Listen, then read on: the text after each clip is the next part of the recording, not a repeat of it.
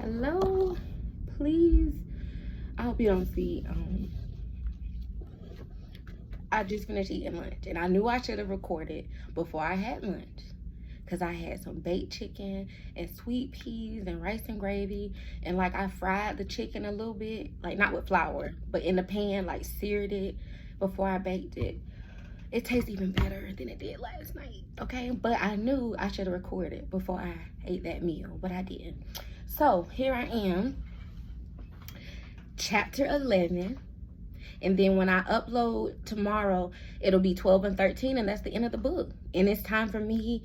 I've released this. I've released the audio, and it's time to get Saving Grace complete, which is going to be the second book in the prequel to, Safe Haven complete, which is the second book in the prequel to Saving Grace. So we'll get more into the background of Kendrick and Parker, more into Paris's story, their brother, more about the dad. Basically, I'm just going to bring the characters more to life, really give you guys some good plot and good climaxes, and just show how I've improved, because that's what you want to do as an author.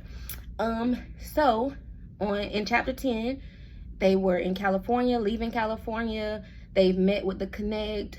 Kendra has completed his business deal successfully. Parker is still feeling uncertain on why they are not in a committed relationship, even though they have wonderful sex and a wonderful relationship, and they help each other and they support each other.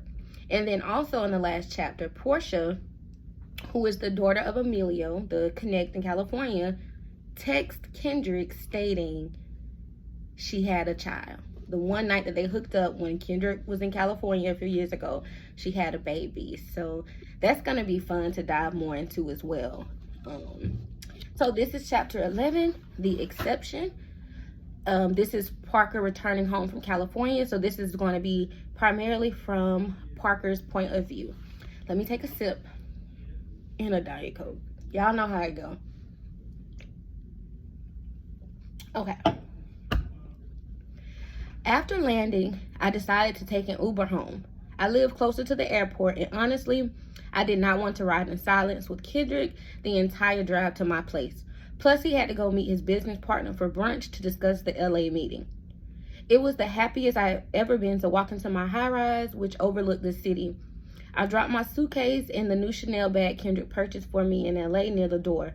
As I entered my apartment, I walked into my room and laid across my huge bed, cuddling one of the many pillows, caressing it. I thought about the long, silent plane ride home. There was no connector flight, so we were in the air for about 5 hours. It felt like an eternity. That morning, we had a huge fight over where I stand in his life. During the flight home, high on Xans, I thought back to the time Kenny and I lost contact. He was arrested a few years ago on a drug charge. He obtained one of the best attorneys in St. Anna and was sentenced to a year in state prison. During this year, I met a guy named Branden at a gas station, of all places, near my job. He walked up to me as I pumped my gas and smirked. "I'll give you $100 if you bless me with your phone number, beautiful." I turned around to find a tall, well-dressed man standing on the side of me. "Excuse me?" I asked, slightly offended, yet pleased. He smiled. "You heard me, gorgeous." I thought to myself how cute he was.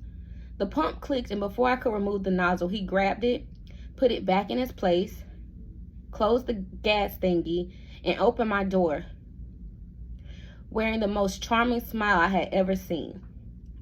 I proceeded to climb inside my gray Hellcat Charger. Then he gestured for me to sit back. I listened. For some reason, I trusted him. He buckled my seatbelt and closed my door. As he turned to walk away, I rolled down the window and yelled out my number. "Excuse me," he stated, mimicking me. His beautiful skin glowed in the light of the setting sun. I repeated the numbers, rolled up my window, and sped off, only hoping he was able to remember each digit. I picked up my dinner from my favorite Chinese spot and headed home. Once I arrived home, I slid off my shoes and glanced around my beautiful apartment in the heart of the city.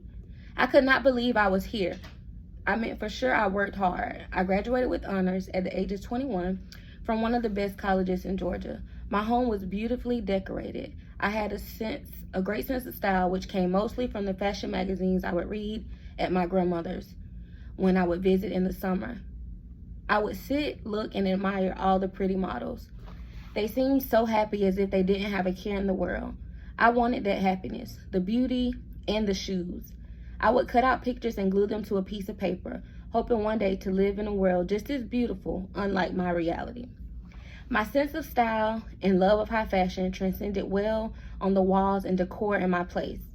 I pulled a glass from the cabinet down to pour some wine.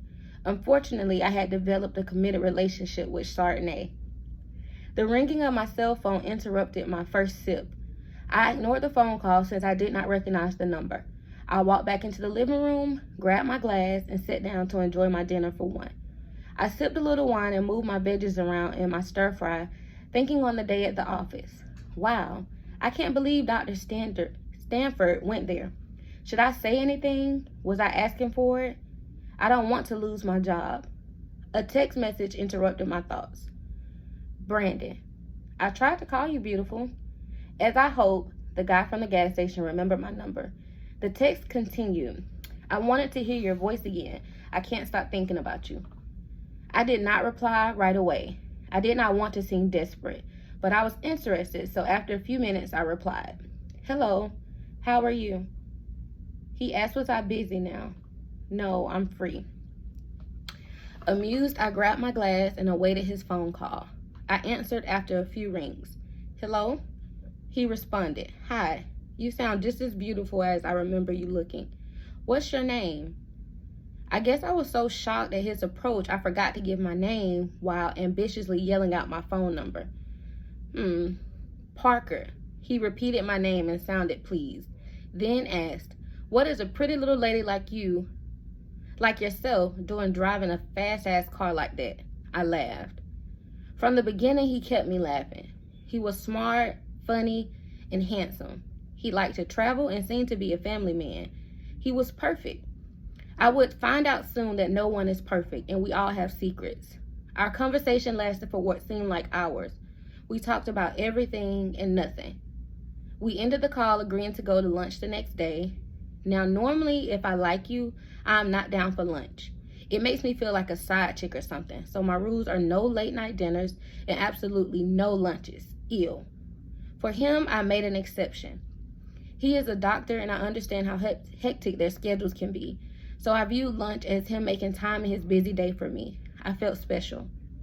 I received another call shortly after ending the conversation with Branden. I screened the call and thought, why is she calling me this late? I let the call go to voicemail. I turned on an old album by Melanie Fiona, The MF Life. It always gave me the vibe I needed when I didn't know exactly what I was feeling. I showered and finished my wine. I held my pillow that night and anticipated the next day and my lunch date with Branden. I thought about what I would wear and how I would style my hair. Eventually, sleep found me. So that's pretty interesting. So chapter 12 is a few pages, and then chapter 13 is actually one very short page. So I'll finish all of that tomorrow. Again, I thank you guys for your support. I thank you for the ones who will support, and I look forward to being able to bring this second book to life, Safe Haven. Until next time, just keep pushing.